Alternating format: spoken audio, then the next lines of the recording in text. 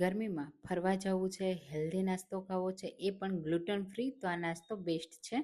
Hello friends, હું છું શીતલ. તમારું સ્વાગત છે મારા કિચનમાં. આજે આપણે બનાવીશું જુવારના લોટમાંથી તમે થેપલા કહો કે પરોઠા 8 દિવસ ખાઈ શકાય, સાથે તેલ વગર બનાવીશું અને પચવામાં એકદમ હળવો, લાઇટ વેટ, વજન પણ ના વધે અને પેટ ભરીને તમે ખાઈ શકો, ટ્રાવેલમાં લઈ જઈ શકો. એકદમ ટેસ્ટી છે, 8 દિવસ સુધી ખરાબ પણ નહીં થાય. અને જો તમને થેપલા ખાવાની ક્રેવિંગ થતી હોય, તમે ગ્લુટન ફ્રી નાસ્તો કે ગ્લુટન ફ્રી જ ખાઈ શકતા હોય અને તમારે પચવામાં એકદમ હળવું ખાવું હોય ને, તો આ બેસ્ટ નાસ્તો છે. તો ચાલો બનાવીએ એકદમ નવી જ રીતે. તો એના માટે આપણે હેલ્ધી બનાવવા માટે પાલક લેશું. હવે જો તમે પાલક પણ ન ખાતા હોય અને પાલકને અવોઇડ કરવી હોય ને, તો તમે એની જગ્યાએ મેથી પણ લઈ શકો છો. અને જો તમને મેથી પણ ન મળે અને પાલક પણ નથી તમારે લેવી, તો તમે સરગવાના પાનમાંથી પણ આ નાસ્તો તૈયાર કરી શકો છો. તો પાલકને આપણે સરસ રીતે પાણીથી ધોઈ આ રીતે કટ કરી લેશું. જેટલી તમને ઝીણી પસંદ હોય એ રીતે કટ કરવાની. મેં આ રીતે થોડી મોટી રાખી છે, એ રીતે કટ કરી છે. હવે પાલકને આપણે એક બોલમાં લઈ લેશું. જે બોલમાં આપણે લોટ બાંધવાનો છે એમાં જ. અને હવે પાલક સાથે આપણે બધા મસાલા એડ કરીશું, જેથી પાલકમાં રહેલું પાણી છે ને છૂટું પડી જાય. તો હળદર પાવડર, અડધી ટીસ્પૂન લાલ મરચું પાવડર, 1 ટેબલ સ્પૂન ધાણા જીરું પાવડર, થોડા મેં અહીંયા અજમા એડ કર્યા છે, સાથે 2 ચમચી તલ એડ કરીશું. બધા મસાલા તમે સ્વાદ પ્રમાણે ઓછા કે વધારે કરી શકો છો. મીઠું એડ કરી દેશું. આદુની પેસ્ટ અને તીખાસ માટે લીલી મરચી પણ મેં એડ કરી છે. મિક્સ કરી દેશું. પહેલાં આ રીતે બધા મસાલાને પાલક સાથે સરસ રીતે મિક્સ કરશું, એટલે મસાલાને લીધે પાલકમાંથી બધું પાણી છૂટું પડી જશે અને જ્યારે પણ આપણે એનો લોટ બાંધીએ ને, તો નરમ ના થઈ જાય અને પરફેક્ટ રહે. વણતી વખતે બિલકુલ ફાટે નહીં. એટલા માટે આ રીતે જરૂરથી કરજો. હવે આપણે એડ કરીશું જુવારનો લોટ. 1 કપ મેં અહીંયા લીધો છે. એકદમ પચવામાં હળવો હોય છે અને પાચન ક્રિયા પણ સારી કરે છે અને ગરમી માટે બેસ્ટ હોય છે. મેં અહીંયા થોડા ચીલી ફ્લેક્સ પણ એડ કર્યા છે અને સાથે લીલા ધાણા. તો લીલા ધાણા આપણે પહેલાં નથી એડ કરવાના, આ રીતે પછી જ એડ કરીશું, એટલે એની ફ્લેવર સરસ આવશે. નહીંતર પાલક અને લીલા ધાણા બંને મિક્સ થઈ જશે ને, તો બંનેમાંથી એક પણની ફ્લેવર નહીં આવે.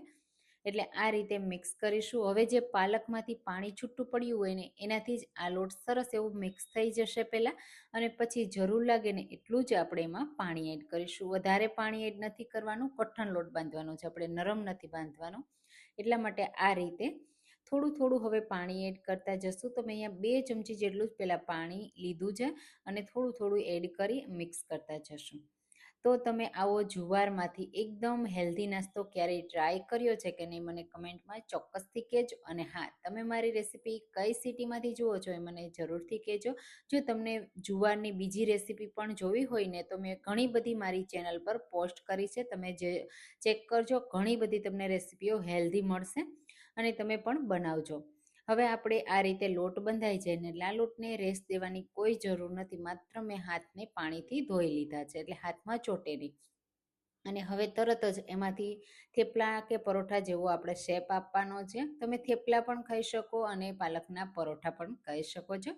8 થી 10 દિવસ તમે સ્ટોર કરી શકો છો. ઘણી વખત આપણે ફરવા જવાનું થતું હોય, બહારનું ભાવતું નથી હોતું, બહારનું ખાવું નથી, તો તમે આ રીતે ગ્લુટન ફ્રી આવા થેપલા બનાવીને લઈ જઈ શકો છો અને 8 દિવસ સુધી એન્જોય કરી. સવારના નાસ્તામાં કે સાંજ માટે કે બપોરે ગમે ત્યારે ખાવ, તમને ભાવશે જ.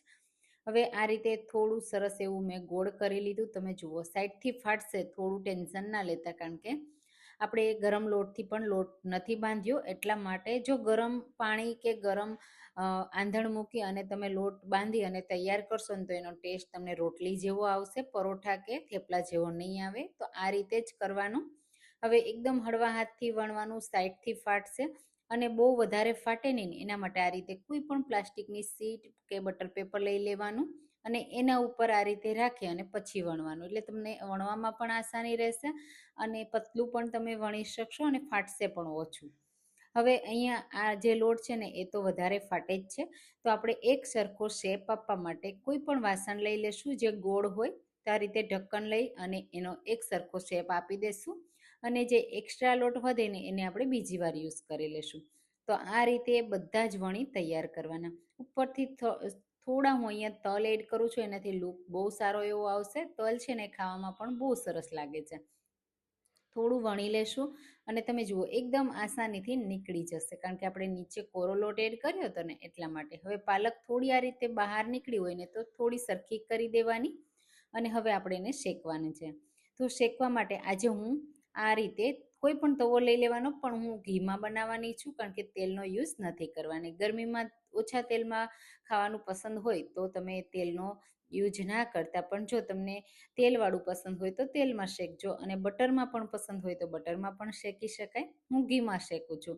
1 ચમચી ઘી પણ નહીં જોઈએ, એનાથી પણ ઓછા ઘીમાં આપણે શેકવાનું.